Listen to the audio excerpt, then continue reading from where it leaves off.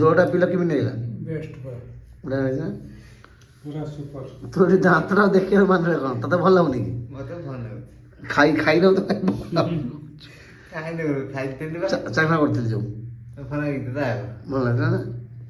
ଆପଣ ଦେଖିତେ ଯେ ମାଂସ ଝୋଲଟା ବନିଛି, ଭାତ ସାଙ୍ଗରେ ମାଂସ ଝୋଲଟା ଆଉ କଞ୍ଚା ଲଙ୍କାଟା ଆଉ ପିଆଜଟା ବି ବଢ଼ିଆ ହେଇଛି।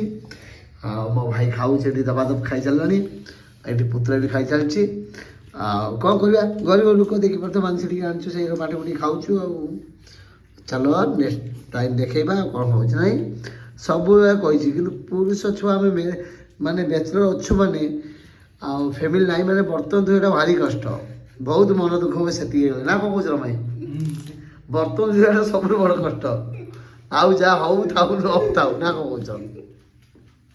ପୁଷ୍ପା କ'ଣ କହୁଛୁ ବରାବର ନା? ବସ୍ ହେଇଛି। ଠିକ୍ ଅଛି ତ? ହଁ ଖାଇ